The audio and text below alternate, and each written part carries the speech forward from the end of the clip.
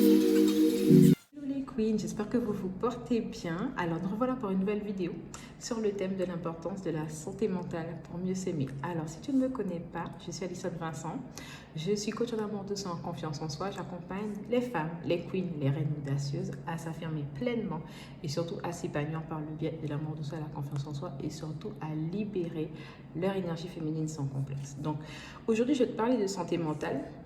Je ne suis pas dans le même cadre que d'habitude parce que là, je suis sur mon temps de week-end spécial pour moi, santé mentale. Et je vais te partager pour moi ce que ça signifie déjà la santé mentale et aussi en termes de technique, ce que tu peux faire vraiment pour prendre soin de toi et cultiver ta santé mentale et qu'elle soit équilibrée, tout simplement.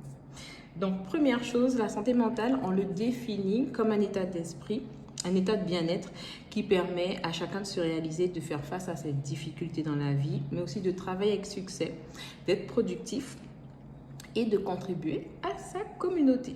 Voilà la définition selon l'OMS. Mais si on pouvait résumer la santé mentale, ce serait que toi, tu te retrouves dans un état où physiquement, émotionnellement, psychologiquement, tu te sens bien. Et aussi au niveau de tes relations, où tu te sens pleinement épanoui surtout et que tu te sens à ta place et que quand tu ne vas pas bien, tu peux dire que tu ne vas pas bien et tu n'as pas à le cacher surtout. Et quand tu sais que tu ne vas pas bien, tu prends le temps pour toi et tu n'as pas peur aussi de dire aux autres que j'ai besoin de ce temps de retrait, d'isolement pour prendre soin de moi. Voilà si on devait le résumer. Autre point qui est important, une bonne santé mentale, ça contribue à une meilleure estime de soi. Donc, plus tu vas t'estimer, plus tu vas prendre conscience que tu as de la valeur et puis plus tu seras en paix avec tes pensées et tes émotions, pour toi, plus facile ce sera de t'accepter et de te sentir bien mentalement.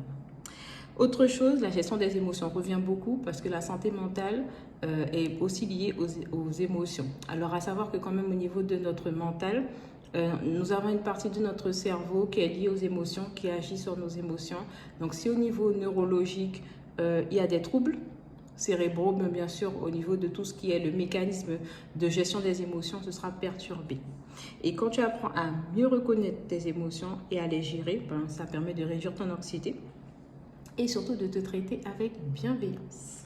Autre point important pour permettre de travailler sur ta santé mentale, pratiquer l'autocompassion. Donc l'autocompassion, si on devait résumer, c'est le fait que tu acceptes tes imperfections et surtout que tu évites de te juger sévèrement. Tu apprends à mieux t'accepter comme tu es et surtout à être doux avec toi-même, surtout.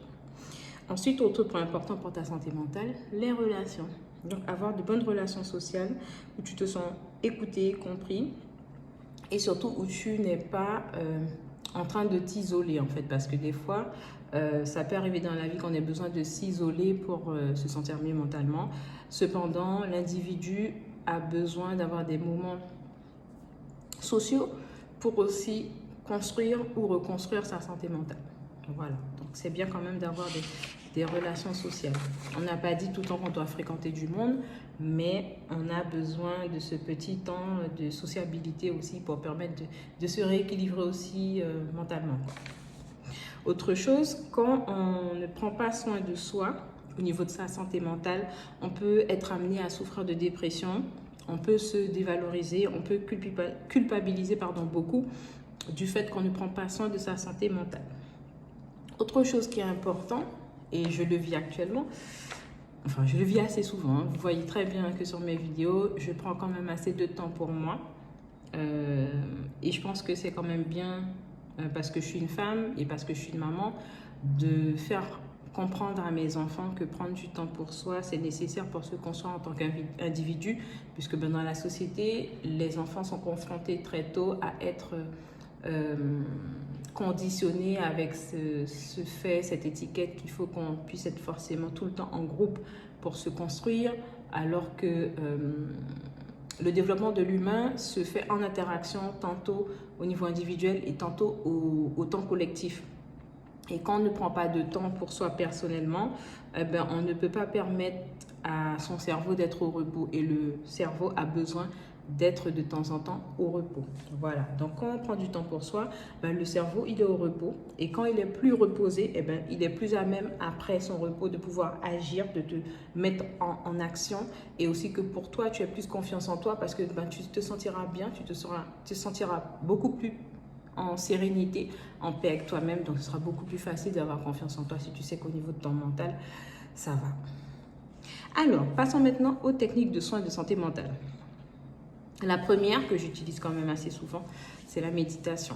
Puisque moi, je passe beaucoup de temps à mettre des méditations le soir. Parce que pour moi, c'est important quand on interagit beaucoup avec du monde, d'avoir ce temps où on se retrouve et où on arrive à se reconnecter à soi. Et la méditation, en fait, ça permet de calmer ton esprit, de réduire ton stress et d'améliorer ta concentration.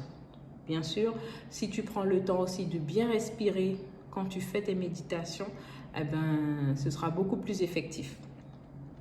Ensuite, tu as la méditation de pleine conscience. La méditation de pleine conscience, c'est une méditation où tu vas vraiment prendre le temps de faire attention à tout ce qui passe dans ton corps, à toutes les sensations que tu ressens, à toutes les pensées qui te traversent, à toutes les émotions qui sont présentes, même si ça peut être de la tristesse, même si ça peut être de la colère, mais où tu vas ressentir tes émotions sans jugement, mais tu vas prendre le temps de les comprendre et de les relâcher. Bah, du fait que tu fais ce travail de méditation de pleine conscience, ça te permet d'éviter de toujours ruminer des choses mentalement. Ensuite, l'activité physique régulière. Ça, c'est très bien pour se libérer des hormones du bonheur, ce qu'on appelle l'endorphine. Donc, si on veut libérer de l'endorphine, faire de l'activité physique régulièrement, ça aide. Et puis, ça permet d'être de meilleure humeur et puis d'avoir moins d'anxiété. Bon, moi, je pratique l'activité physique. Je n'ai pas de pratique sportive, parce que je ne fais pas de sport de compétition. Mais pour moi, faire mon sport au moins une fois par semaine, c'est essentiel. Et ça fait partie de ma routine de bien-être pour ma santé mentale parce que même si le fait que je suis salariée, même s'il y a le fait que je suis aussi entrepreneur et j'ai ma vie de famille, j'ai ma vie perso, mais j'ai besoin de me retrouver avec une activité physique qui me permet d'extérioriser le fait que des fois on se sent sous pression et qu'au lieu d'éclater sur quelqu'un, d'exploser parce qu'on n'en peut plus, autant libérer ça par une activité physique. Après, vous avez la TCC, donc la thérapie cognitivo-comportementale, qui aide à traiter tout ce qui est les troubles mentaux, anxiété, dépression. Et par la TCC, ça permet d'identifier et de modifier les schémas de pensée négatifs et les comportements nuisibles. Autre chose encore que je te partage, c'est bien aussi de se tenir un journal de la gratitude. Alors, le journal de la gratitude permet de mieux comprendre ses pensées et ses émotions. Ça permet de noter quotidiennement les choses positives qui nous arrivent et aussi, ça permet même de travailler son mindset quand on sait que pour la santé mentale, avoir un bon état d'esprit, pas juste dire que oui, tout va aller, les choses vont aller mieux prochainement, mais c'est de se dire que même quand les choses ne vont pas, on arrive à se dire quelles sont les choses que moi je retiens qui sont bien, même si j'ai des moments difficiles et que je décide de ne pas mettre l'attention sur le moins, mais quand je mets l'attention sur le plus, je suis capable de trouver des solutions même si j'ai des moins dans ma vie. Voilà, si on doit résumer.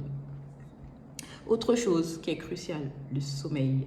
Ça, c'est indéniable parce que le sommeil agit beaucoup sur les parties de notre cerveau, que ce soit notre lobe frontal, la partie qui est jusque-là à peu près notre lobe frontal, toute cette partie-là a besoin d'avoir cette régénération par le biais du sommeil. Et un bon sommeil, ça permet vraiment d'être plus de bonne humeur, parce que quelqu'un qui n'a pas assez dormi et qui est nerveux et qui arrive sur un lieu de travail ou un lieu de sociabilité et qui est irritable, voire grincheux ou aigri, c'est compliqué à gérer. Donc, quand on a un meilleur sommeil, on est de meilleure humeur. Et puis surtout, on a une meilleure mémoire quand on dort mieux.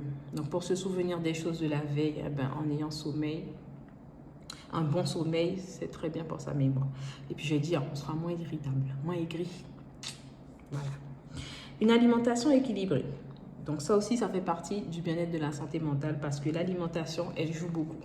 Alors, à savoir que nous, en tant qu'êtres humains, en fonction des fruits, parce que je dis que la nature, elle est bien faite, les fruits ont différentes couleurs.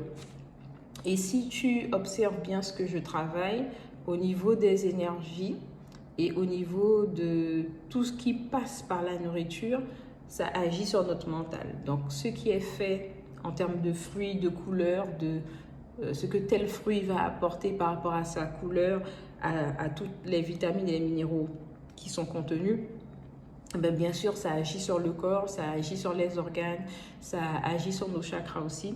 Donc, faire en sorte d'avoir une bonne nutrition, pas juste une bonne alimentation, je dois manger ci, je dois manger ça, mais de prendre conscience que pour ma santé mentale, je me dois d'avoir de la discipline dans mon alimentation parce que si je veux avoir un bon état de santé, si je veux vivre au mieux, si je veux me sentir beaucoup plus sereine et apaisée, ben je ne peux pas me permettre de manger n'importe quoi sans forcément me restreindre. Mais je suis disciplinée sur ma façon de me nourrir parce que je sais que les résultats que j'aurai par la suite me seront bénéfiques, pas sur le moment T, mais sur une façon beaucoup plus permanente.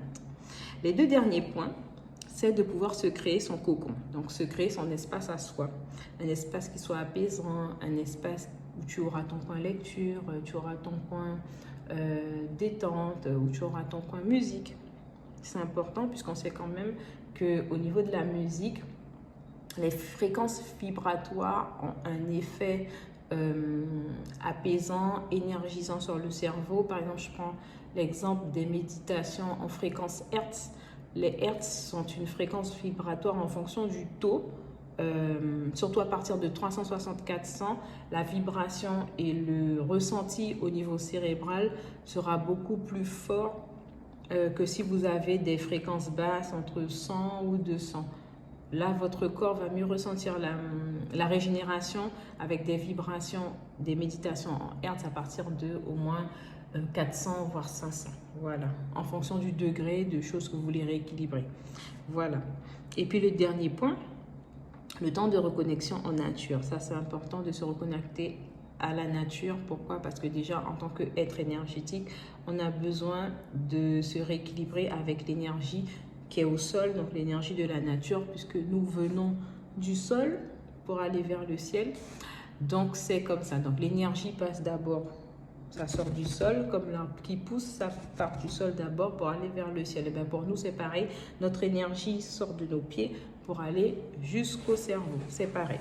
Donc, on a besoin d'avoir ce temps en nature. Alors, il n'y a pas peut-être l'endroit où tu es, il n'y a pas forcément beaucoup de forêt, mais si tu trouves un coin de verdure, ben c'est bien. Nous, on est en Guyane, on a la particularité d'avoir la forêt, la crique, la plage aussi. Donc, c'est quand même bien d'avoir ce temps de reconnexion en nature. Et puis, ça t'aide aussi pour tout ce qui est ton ancrage et ta reconnaissance de toi. Voilà, voilà. J'espère en tout cas que cette vidéo t'a plu. Donc, tu sais déjà qu'il faut liker, qu'il faut commenter et surtout la partager. Et puis, on se dit à très bientôt pour une nouvelle vidéo. Bye!